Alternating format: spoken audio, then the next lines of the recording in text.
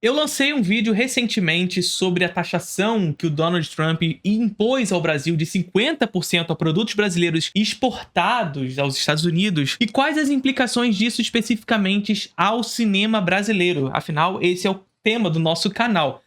Mas claro, nesse vídeo eu trago uma abordagem muito mais profunda que vai justamente dos interesses pelos quais os Estados Unidos está promovendo essa taxação. Infelizmente, esse vídeo, que foi um vídeo ensaiado, inclusive, eu fiz ali no nosso cenário, bonitinho, editadinho, tá lindo, ele não foi entregue. O YouTube resolveu não entregar esse vídeo, então eu peço encarecidamente que você vá lá assistir, curtir, comentar, compartilhar, etc. Mas eu quero trazer esse debate novamente aqui, e aí, claro, vou acabar repetindo algumas questões pra gente aproveitar para comentar um tema que eu deixei um pouco de fora lá, porque eu queria trazer de novo num outro vídeo, que é a questão da regulamentação do streaming nesse debate em específico. O que a regulamentação de streaming tem a ver com isso? Vamos lá, vamos conversar desde o início. Eu sei que você já conhece a Introdução ao Cinema, então eu quero te apresentar por dentro a aba sobre História do Cinema do curso. Porque lá você vai aprender sobre cinema clássico e cinema moderno, neorrealismo italiano, expressionismo alemão, censura em Hollywood e o Código Reis, cinema noir, maneirismo, cinema de fluxo, 3 aulas sobre cinema novo, 2 aulas sobre cinema marginal brasileiro, 2 aulas sobre novela e vague francesa, novela e vague japonesa, nova Hollywood, cinema independente americano pré-Hollywood. E agora eu estou dedicado a uma sequência de aulas sobre as mortes do cinema. São mais de 50 aulas já disponíveis lá na plataforma e faça parte da Introdução ao Cinema. Link na descrição do vídeo. Então você já sabe, Donald Trump taxou o Brasil em 50% para produtos brasileiros exportados aos Estados Unidos. E a grande questão é que o motivo disso, apesar de o noticiário, a motivação dita pelo Donald Trump de maneira aberta ser a questão do Jair Bolsonaro, né? E assim, a gente vê que, na verdade, a gente tem uma família no Brasil e, na verdade, uma direita, extrema-direita no Brasil, muito específica, que atua contra os interesses nacionais. E a gente sabe quais são os nomes, vocês sabem quais são os nomes que atuam contra os interesses nacionais, são esses mesmos que estavam vestindo o bonezinho de Make America Great Again e que ficavam falando abertamente, batendo continência para a bandeira dos Estados Unidos e que até hoje, depois desse anúncio do Donald Trump e a taxação, culpam o presidente Lula por conta disso. E aqui não há uma defesa ao presidente Lula, até porque não sou lulista e acredito, inclusive, que o processo dado do presidente Lula desse mandato específico é um mandato bastante problemático, sobretudo e inclusive com relação à pasta da cultura. Agora, dito isso tudo, a gente precisa ter em mente que a motivação real de Donald Trump não é proteger a família Bolsonaro, pelo amor de Deus, gente. A família Bolsonaro, ela tem um ego tão profundo, um umbigo tão grande, que acredita de fato ser o sol da política brasileira, mas eles não são, assim. E aí eu lembro muito do caso lá do Carlos Bolsonaro, se eu não me engano, ou do Flávio Bolsonaro, falando no Twitter que se as pessoas soubessem que a Netflix estava interessada em fazer um documentário sobre o Bolsonaro, e a Netflix falou assim, opa, não, amigo. E aí bate aquele conflito interno, né? Porque ao mesmo tempo em que, porra, pelo amor de Deus, amigo, vocês estão achando que é o quê? Né? Ao mesmo tempo, a resposta de uma empresa como se fosse uma pessoa me irrita profundamente também. Essa humanização corporativa, fruto do capitalismo tardio, enfim. Não! Por favor, parem. Definitivamente. Mas o motivo do Donald Trump fazer isso não é Bolsonaro e família Bolsonaro, evidentemente. O motivo de Donald Trump estar fazendo isso é em razão das movimentações do BRICS. Que movimentações do BRICS são essas? O BRICS estão cada vez mais articulando um processo, intensificando um processo de busca por uma alternativa ao dólar nas dinâmicas das relações internacionais, das trocas comerciais globais. Isso porque uma mudança nessa dinâmica significaria, primeiro, esse medo já se consolida com um novo bloco hegemônico se consolidando, um bloco que rivalizaria com a hegemonia americana. Isso já é um problema para o Donald Trump. E um bloco, o BRICS, que se apresenta como uma busca por uma alternativa ao dólar que significaria um colapso para a economia americana. Por que isso acontece? Porque o dólar hoje lastreia as trocas comerciais globais. Isso significa que cada país, para fazer trocas comerciais internacionais precisam converter a sua própria moeda em dólar para fazer essa negociação. Somado a isso, para estabelecer essa dinâmica comercial, cada um desses países precisam ter reservas de dólar. Reservas essas que, a despeito dos interesses americanos, são cada vez menores. Os países não estão mais tão preocupados assim em estabelecer reservas enormes, como já fizeram em um momento histórico. Essas reservas controlam o preço artificialmente, controlam o valor do dólar artificialmente para cima. Perder essas reservas de dólar significaria perda de valor do dólar. E somado a isso também, como a moeda que lastreia as trocas comerciais globais é a moeda que os Estados Unidos conseguem, por si, emitir, isso significa que esse país pode emitir títulos da sua dívida para serem negociados internacionalmente. O que faz com que o país sustente a sua própria existência, a sua própria subsistência a partir da dívida. Entende o que eu tô falando? É como se a gente pensasse que a dívida dos Estados Unidos é fundamental para que seja vendida e que sustente um modo de existência que eles mesmos não conseguem produzir riquezas internamente. Se houver uma mudança no lastreamento do dólar, isso significa que essa possibilidade de vender os títulos da dívida, como eles conseguem fazer hoje, se quebra. E eles não conseguirão, nesse sentido, manter o seu estilo de vida a partir da venda da dívida. Meu amigo, é colapso. Não é à toa que o Donald Trump anunciou na coletiva que perder o dólar como lastreamento das trocas comerciais, encontrar, portanto, os BRICS uma alternativa ao dólar, seria para os Estados Unidos como perder uma guerra mundial. Ou seja, mais uma vez, colapso. Agora, o que a gente precisa ter em mente nisso tudo é que essa hegemonia norte-americana no globo, essa hegemonia imperialista dos Estados Unidos como uma grande potência mundial, no tempo histórico, ela é isso aqui, gente. Ela é isso aqui. É minúscula. Tá?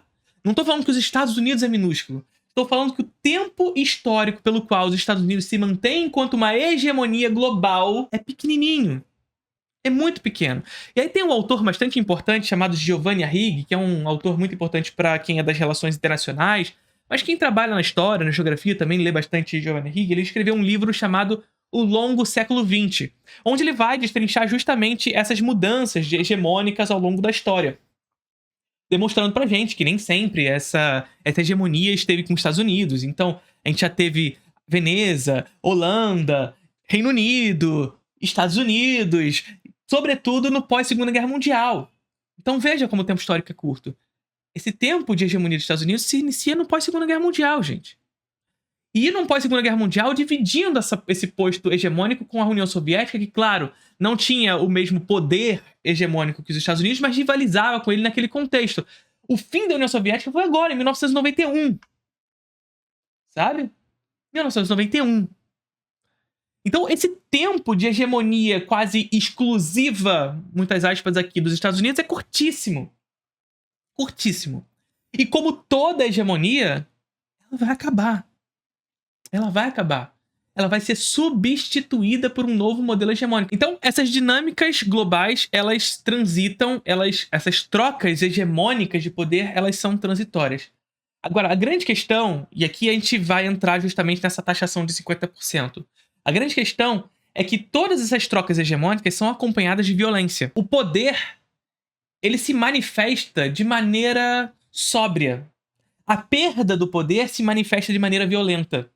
E a gente tem visto nos Estados Unidos um momento de crise dessa hegemonia que se configura nessa busca nas relações internacionais e na geopolítica americana pela violência. A reação americana a essa perda de poder é justamente essa violência. E violência aqui é violência bélica, mas também violência monetária. A resposta dos Estados Unidos ao Brasil, mas também ao BRICS, é uma resposta violenta a essa perda de benefícios, essa perda dos seus próprios interesses nas relações internacionais e, portanto, da crise da sua hegemonia. Então, os Estados Unidos está atirando para tudo que é lado justamente porque ele, para tentar manter desesperadamente o seu lugar enquanto hegemonia global, ele precisa sair atirando. Só que o país está tão em crise que ele não tem mais o mesmo poder que já teve em algum momento antes. Por quê? Porque começa a surgir um novo espaço de trocas comerciais hegemônicas, entende?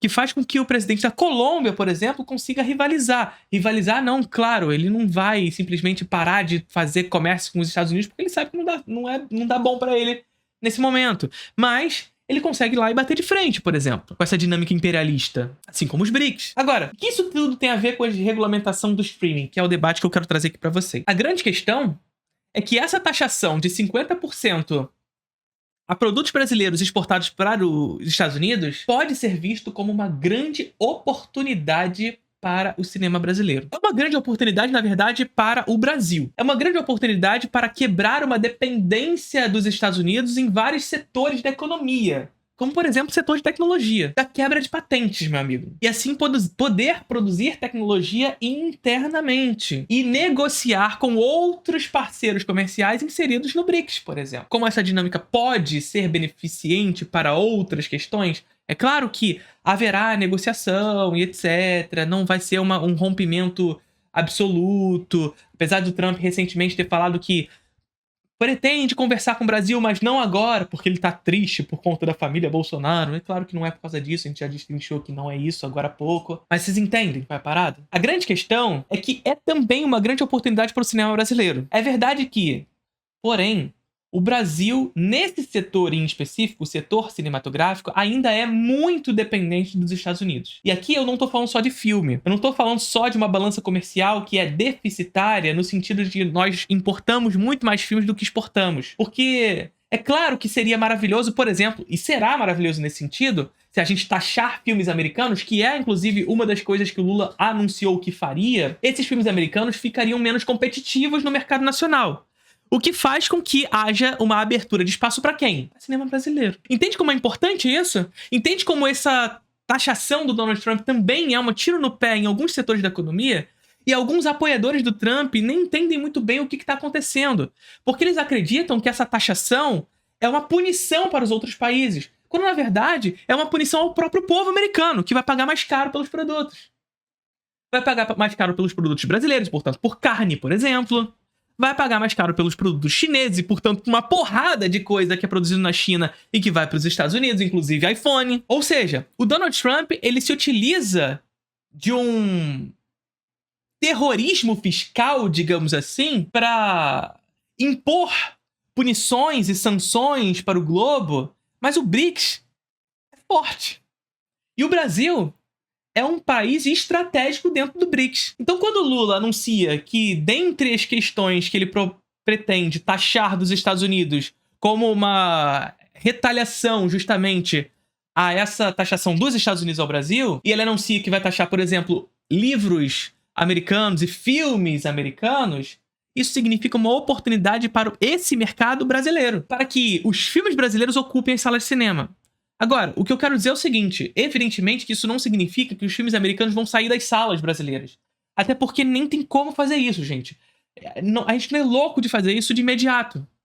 Veja o que eu quero dizer aqui pra vocês. É claro que eu gostaria, e esse é um projeto que eu acho que teria que ser pro Brasil, assim como é na China, que fosse possível que aqui no Brasil houvesse uma cota de telas majoritária, onde houvesse uma cota de 36 filmes, assim como é na China, de filmes estrangeiros ao ano. Adoraria que fosse assim no Brasil. Adoraria que fosse assim no Brasil. E os outros filmes fossem todos chineses, aqui no caso brasileiro, que todos os outros filmes fossem brasileiros nas salas de cinema. E brasileiro gosta de filme brasileiro. A gente só não tem isso na sala de cinema porque a gente tem um monopólio. Monopólio que vem do estrangeiro. Agora, isso evidentemente deve ser feito de maneira progressiva, é claro. Porque se a gente tira o cinema americano de uma vez das salas de cinema, a gente precisa colocar filme no lugar, né? E o cinema brasileiro, hoje, não é capaz de alimentar as salas de cinema todas as semanas com filmes novos. A gente poderia alimentar com filmes estrangeiros para além dos Estados Unidos, etc e tal, mas isso não atenderia à demanda por filmes que se estabelece numa dinâmica nacional. Isso é um processo progressivo. Um processo progressivo que, a primeiro momento, será fundamental para o cinema brasileiro. Vocês estão entendendo onde eu quero chegar? A taxação do Donald Trump, evidentemente, será acompanhada por taxação brasileira. Claro, o Brasil não pode, não deve, simplesmente deixar, não, então taxa a gente que a gente vai deixar. Sadomasoquismo. Não vai acontecer isso. O Brasil tentará negociar num primeiro momento, e a despeito da negociação, se ela não for possível, haverá também retaliação. Haverá também processo de taxação a produtos americanos aqui no Brasil. Aumentará o custo de alguns produtos brasileiros? Evidentemente que sim, inclusive para a produção de filmes no Brasil. E mais uma vez, se a nossa indústria ela é extremamente dependente dos Estados Unidos, isso significa dizer que, não só para filmes, mas para compra de equipamentos, por exemplo, lentes, câmeras, etc., todos os equipamentos necessários para fazer filme, são importados dos Estados Unidos. E, portanto, esses equipamentos seriam mais caros e faria com que a produção de filmes no Brasil também encarecesse. Isso é uma verdade. Ao mesmo tempo, no longo prazo, há uma possibilidade de, primeiro, nós quebrarmos patentes tecnológicas e podermos produzir aqui esses produtos, ou de estabelecer novas dinâmicas comerciais que nos aproximam de outros parceiros, inclusive do BRICS, para importar esse tipo de tecnologia de outros lugares que não da dependência dos Estados Unidos, ou seja, diminuir essa dependência. Olha como a oportunidade é enorme. Somado a isso, um mercado exibidor que vai ter no cinema americano um produto menos atrativo, que vai ser mais caro de importar. E, portanto, abrindo a possibilidade para filmes brasileiros entrarem na sala de cinema. Aí vocês vão falar, mas não! As pessoas vão continuar querendo assistir os Vingadores, vão continuar querendo assistir o Superman e etc. Sim, meu amigo gafanhoto. Mas o cinema americano não se faz só de Superman, não tem um Superman novo toda semana. Na sala de cinema brasileiro, o cinema americano precisa exportar o Exorcista do Mal. Precisa exportar o filme menor. Esses filmes também são exportados para o Brasil, eles também ocupam as salas de cinema brasileiras. Só que esses filmes vão ficar menos atrativos. Se eles vão ficar menos atrativos, vai abrir espaço na sala de cinema e aqueles filmes brasileiros que não têm esse tipo de taxação ficam mais baratos para serem exibidos, com mais possibilidade, portanto, de margem de lucro para esse mercado exibidor. É muita oportunidade. Somado a isso, esse é o momento de passar a regulamentação do streaming no Congresso brasileiro. Não tem outro momento, gente. Não tem outro momento. É agora. Porque a gente está discutindo, mais uma vez, Donald Trump promoveu uma taxação de 50% a produtos brasileiros exportados para o exterior. Isso será e deverá ser acompanhado por taxação brasileira aos produtos americanos. Esse é o momento de regulamentar o streaming. Essa é a janela de oportunidade necessária para que um projeto como esse passe. Para que essas empresas estrangeiras que chegam aqui e que não pagam Condecine a despeito de todo o mercado exibidor brasileiro, mercado produtor brasileiro, que todo o mercado produtor brasileiro paga Condecine para alimentar o Fundo Setorial Audiovisual. Fundo Setorial Audiovisual esse que alimenta esse setor no Brasil. E esse mercado de streaming, ele chega no Brasil, produz riqueza no Brasil, não paga Condecine e leva essas divisas para o exterior. Nesse cenário, onde os Estados Unidos estão taxando o Brasil em 50%, é a janela de oportunidade ideal para que o projeto como esse passe. Como um projeto de soberania, para além da necessidade de ter uma regulamentação do streaming, que a gente já discutiu e tantas vezes aqui no canal. É também uma necessidade de soberania nacional que a regulamentação do streaming passe nesse momento no Brasil. Porque para produzir riqueza no Brasil, essas empresas precisam chegar aqui e elas precisam ser taxadas. Elas precisam deixar a contribuição da Condecine para alimentar o Fundo Setorial Audiovisual. Fundo Setorial Audiovisual esse que alimenta essa indústria, retroalimenta essa indústria, fazendo com que ela cresça e possibilite, inclusive, a produção de novos filmes que serão licenciados ou não por essas mesmas plataformas. Então, a janela de oportunidade está dada. É mais do que necessário que haja retaliação e da retaliação a busca por novos parceiros comerciais. A abertura de novas oportunidades nas salas de cinema para que o cinema brasileiro seja exibido. E a oportunidade de ouro dessa, que é a maior das pautas hoje para o cinema brasileiro, que é a regulamentação do streaming. Não há pauta mais importante hoje para o cinema brasileiro que a regulamentação do streaming. É uma pauta que, nesse momento, em razão de todas essas tributações promovidas pelo Donald Trump ao BRICS, mas também ao Brasil, ganhou um contorno de soberania, para além do que já é importante, como, por exemplo, a defesa do nosso cinema, a defesa do trabalhador do cinema audiovisual brasileiro, o aumento de produções e, portanto, também o aumento do mercado de trabalho no cinema. Para além disso tudo, ganhou um contorno de soberania. Tá bom? Curtiram o vídeo?